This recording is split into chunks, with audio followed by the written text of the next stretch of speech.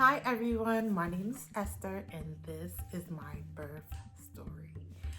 So today I'm going to be talking about how I had my beautiful baby girl, Jacia Jones, December 2017. On this particular day, I went to the bathroom, and this is Wednesday. I had went to the bathroom, and when I was done, I turned around and looked. And I noticed that my mucus plug was in the bowl.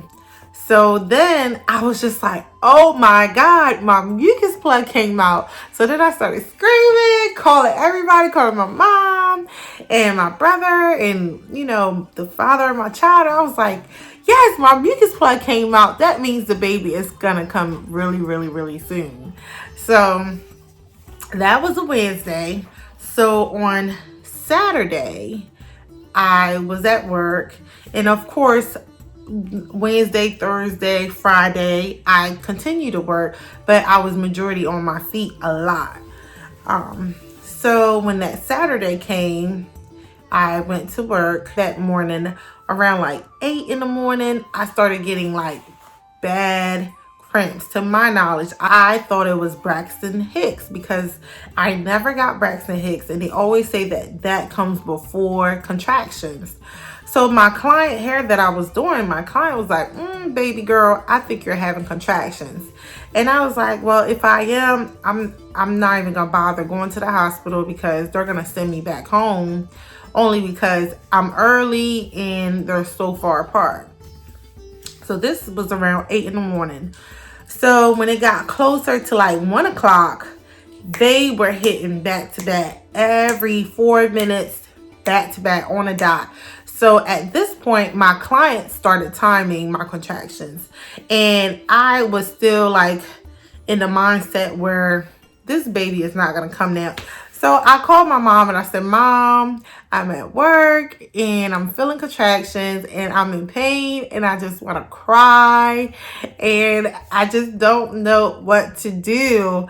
So then my mom was like, I'm coming. I'm getting off of work right now and I'm coming right away. And I said, well, I don't have any bags. I don't have any clothes. She was like, I'm going to your house and I'm going to grab your clothes and then I'm going to come and pick you up. So she got off of work early, went and grabbed my bags, and thank God I had packed bags because as soon as my mucus plug came out, something told me to, hey, this is the time to pack your bags. Then she came to my job. So when I got to the hospital, it was about 2 o'clock. The doctor was like, you're kind of early. So let's see if these contractions could slow down. I'm going to monitor you and come back and check on you in 2 hours. At least they gave me like IV pain meds. That way I wouldn't be in so much pain, but I was dying and I felt like my life was over. And the pain, like when people ask me, what does contractions feel like? I mean, it's unbearable. It's really something that you really cannot explain. It hurt so bad. And I do not know how I was at work from 8 all the way to 2 o'clock with nothing at all, just taking it in. I was just like, whew.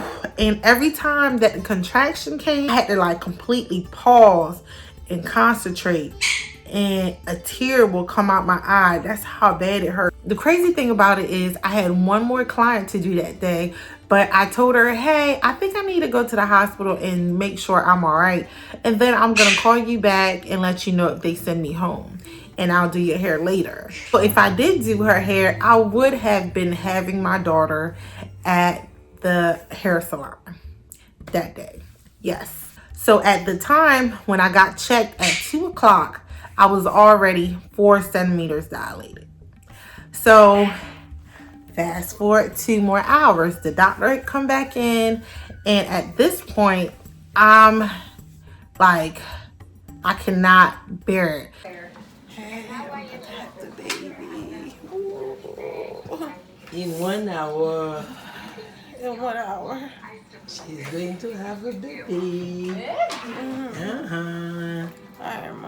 Okay. Yeah. Come on. What do you want me to do? I want to go to nurse. So from like 2:30-ish to 4:30-ish, the doctor came back in. So she checked me and I was about 8 centimeters dilated, and she was like, I think the baby does not want to wait, and I think she's gonna come today because you're dilating really fast. However, we do need to break your water, so we're gonna break it right now, and then come back to see how far you've been.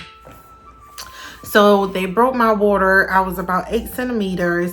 So about 5 o'clock, the doctor come back in, and within that time, I'm like crying, Mom, I need epidural. So when she did come at 4:30, she asked me, did I want the epidural? So I told her, well, I went this far. Why would I need epidural now? So around 5 o'clock, I was just like, I need it now. So call somebody. I need it right now. So, so I'm like calling for the doctor, and I just could not stand it. Ah! Ah! Babe! Go. Babe! Call the doctor. Babe! So when the doctor came back, she was like, oh, it's too late. You're about to have this baby right now. She checked me and it was time to have the baby. And all I knew that everything was happening so fast. She just like went to the ceiling and pulled down the light, and all these doctors started coming in with all these stuff, and I was just like, oh my God, this is just, everything is just going so fast, and I'm about to be a mom, and I just could not take it. So then she's like, every time you feel a contractions, push.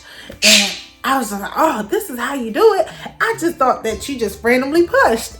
So I'm waiting for this contraction to come, and I'm like, I'm ready. So when I felt the contraction, I started pushing, and when the contraction left, you have to stop.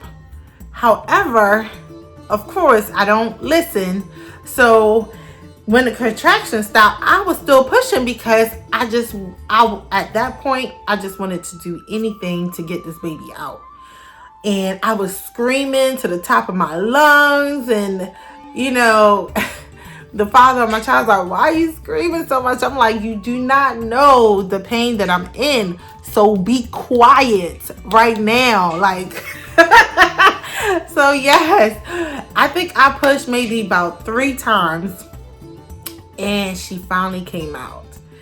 At this time, I was so exhausted. I wanted to enjoy the moment of like me holding my child for the first time, but I think that I was so out of it, and I was so relieved that, oh my gosh, finally this is over. So I know that different people have different reactions when they have a baby, but that was my reaction. My reaction was like, thank you, Jesus. This is finally over. So, yes. So maybe about 10 seconds in, that's when I started like realizing, oh, my baby is on my chest. I am a mother and I am happy. As soon as I had her, they took her, made sure she cried, put her in a little clear thing, checked her vitals, checked her heartbeat, made sure everything was okay with her, wiped her down, and returned her back to me and put her back on my chest. After really looking at her and examining her, my first reaction to her was, oh my gosh, look at her. She is so small. Why is her head shaped like that? Oh my gosh. And I was like, oh, I'm going to have to form it and shape it later. Oh, look at her. You know, she's so beautiful.